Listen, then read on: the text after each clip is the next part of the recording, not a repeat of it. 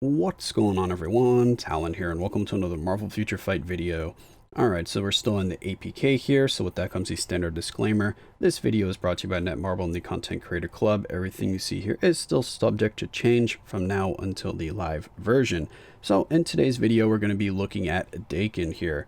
So he is one of the new mutant villains that we're going to be getting, even though there's no other mutants, so I don't know why I said it that way, but he's going to be one of the farmable characters, as you can see in just Legacy of Blood, the epic quest Dark Reign. So he's just going to be one of the like one of the side characters that you just farm through the regular missions, kind of like in the X-Men it was, you know, Cyclops, Beast, Storm, Rogue.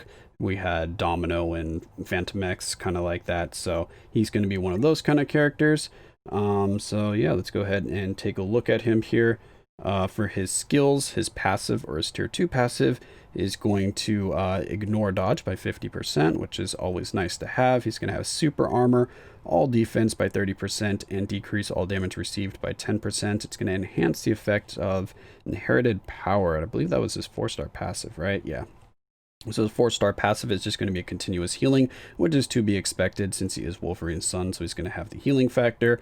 I believe it is the same healing factor, 5%. It's going to be continually ticking. For some reason, I don't know why, but the few test runs that I did with him, he died very easily. So I don't know if he just has really low defense or if it's just a product of the APK, but he just was dying extremely easily, which I was very surprised about because he has this continuous healing. He just literally gets like one-shotted, so he seems like he has the survivability and defense of a speed character, even though he's combat. So I don't know if that's just because of the APK or if there's just something not updated with the character yet, or if they just made him extremely squishy. I'm not sure.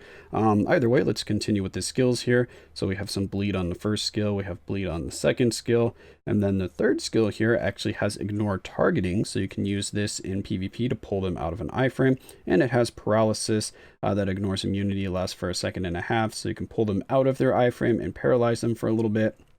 You get a 7% heal from this, and it penetrates everything, so 100% chance to penetrate, so that's really good. So if the enemy goes into their iframe and they have invincibility or damage immunity, you're still going to be doing damage here. And it's only for this particular skill though, because as you can see, it's only 2 seconds that penetration lasts for, so only the third skill is actually going to do the penetration damage. You can't carry it over to another skill. The fourth skill here is a charge skill, which kind of reminds me of Sabretooth's skill, which when we get into the skill preview, you will see that. It deals bleed damage. You get increase all attack, all defense by 35%. Speed is just 1%, and then 15% increase to crit rate. He's got 5 seconds of damage immunity. And then if we move on to the fifth skill here, some more bleed, so all of his skills have bleed, and this one gives a 50% increase to all attacks, so we have a pretty massive buff there to all attack. We have 35% here and 50% here. We already went over his passive, and then his leadership is basically the same as Wolverine's. It has a debuff lead, or not a debuff lead as in the good kind, but a decrease debuff duration lead by 30%. So that's his skills there. So let's go ahead, and I didn't really put anything on him. I was just testing him out with a CTP of energy because that's the only way I can test him out with a damage proc, just to see if he works well with a damage proc. So yeah, let's go into the skill preview and we'll see what his skill animations look like. Alright, so his first skill, he just kind of dashes forward with his claws out and yeah, just pierces the enemy a little bit there. Second skill does like a tornado slash right there, spins around with his claws. Third skill is the one that pulls him out of an iframe. As you can see, he takes his claws and just like gets him right in the gut there to pull them out, paralyzes them, and does some damage. So yeah, not bad. I see that being pretty useful in PvP, especially since, yeah, he goes into an iframe at the start of it, so as soon as you hit the skill, even though the enemy is in an iframe, you should stop the damage that you're receiving, which is good. So if he's close to dying, you can just whoop, get that in there, get the heal, you pop into the iframe so it cancels out the enemy's attack, and you should be good to go. Now the fourth skill is the charge up one, so if we just tap the fourth skill, as you can see, he just does like a dash forward, and you get all of the residual claw slashes to go with him. But then if you charge it up, Boom, get to the next level. He slashes multiple times back and forth, and then does a roar at the end, which again just reminds me of Sabretooth in his third skill.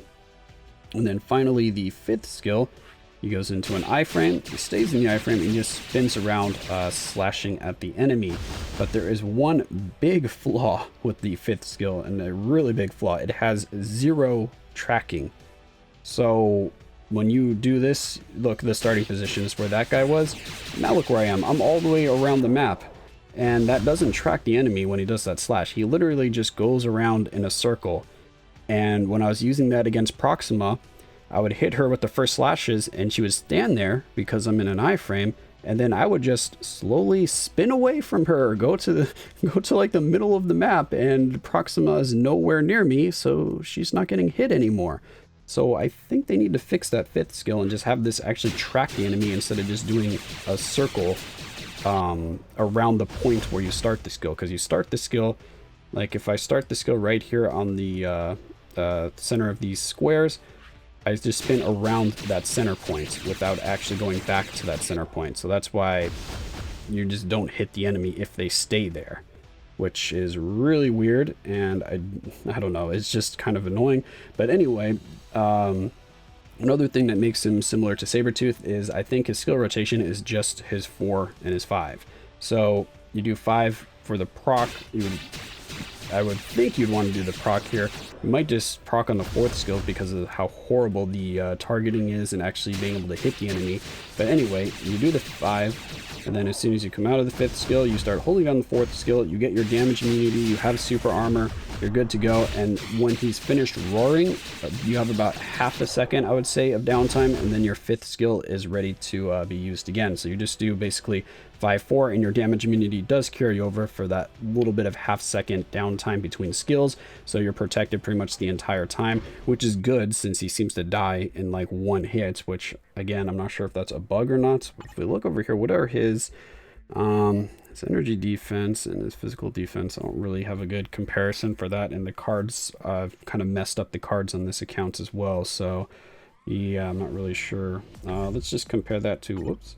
Let's compare that to who seemed like they had pretty good survivability. Ares has Awakening, so he's not good. Let's just check with Molecule Man. His survivability is okay. Oh yeah, so 1,000, 1,300. So that's only a couple hundred off. So actually, it's 300 off. Yeah, I think his defenses might just be low, or maybe his HP 34,000. That's good, but that seems low for a combat type. Anyway, let's go ahead and try him out in World Boss Ultimate, and I can show you his skill rotation and show you the poor targeting. Alright, here we are at Proxima. I'm just going to be using Abomination Lead here for the 60% increase for all attack on combat types. And then we have Mystique there for support because, of course, Daken is a villain. He is not a Dark Avenger, so you cannot take advantage of Green Goblin's new uniform there and leadership.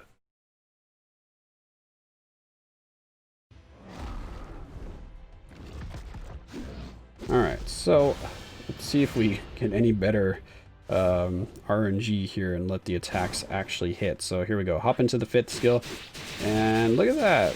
Oh, Proxima jumped for a second there. That actually allowed us to hit her. And then we charge up the 4th skill, let the roar go, and then we just go back into the 5th skill. It's actually hitting her this time. What did I do different this time? It was not hitting her last time. Now it's actually hitting her just on the very edge of the skill. But before, I was just getting way out of range, and most of my attacks were missing her.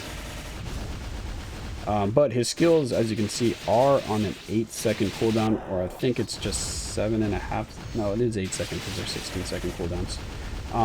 So you do have that little bit of overlap and danger of triggering your Obelisk or CTP a little bit early, because, as you can see, the attacks are pretty close together and they just blend, so you're pretty much always going to be hitting the enemy. And because you have, what, a second between your Obelisk activating and then activating your skill, the Obelisk is going to activate at the end of a skill if it happens to proc in like the first couple hits. So that's just one of the few things that I noticed about him.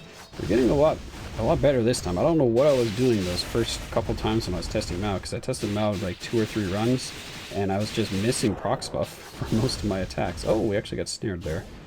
See how much damage we took just from that one hit? I feel like that's a lot of damage for a combat character to take. And now he's all the way over here. Anyway, I don't know. I'm just not a fan of the targeting. It still seems awkward. I still think he should have better tracking on the 5th skill. He shouldn't just spin around like that, all, you know, randomly or just always in the set circle. He should actually stick with the enemy and just kind of spin around them. Besides that, we can use some of the other skills here. You see the paralysis works on Proxima. But for the most part, I think we're just going to be sticking to 4-5. Let's see, for timeline, you're probably going to pull them out with 3, and then you can do 5 to finish them off, because 5 is your own iframe, so as long as they don't have ignore iframe, then you are good to go. And yeah, he's probably going to be, I don't know, I think they were trying to gear him towards a PvP, so we have another combat type that might be able to do something, but he's just too squishy. I think he's just going to die way too early. He doesn't have enough defenses, it just seems like.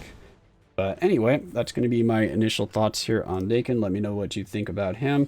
He is, of course, going to be a free-to-play, well, for the most part, because you just have to unlock him, or unlock that mission in the deluxe, or not the deluxe pack, in the epic quest. You do not need the deluxe pack to start working on him. And since he is a mutant, I'm betting a lot of people are probably going to get him to level 70, because we have an overflow of mutant materials there for the feathers and MCON crystals, because I know I always have those maxed out, so I've just been randomly just dumping them into mutant characters to get them to level 70. I've gotten most of the characters that I want to level 70, so the other mutants are just kind of sitting there at level 60, but I could have, you know, been using the materials on them, and I could probably have every mutant character at level 70 now, just because I'm always maxed out on mutant materials. So yeah, I think he's going to be a popular character to get to level 70, but I don't know. We'll see how he ends up performing in the live server, if a lot of the complaints that I have here are mainly just from the APK, or if they are actually going to, you know, carry over. So that's going to be it for this video here. Hopefully you enjoyed, and of course I will catch you in the next one.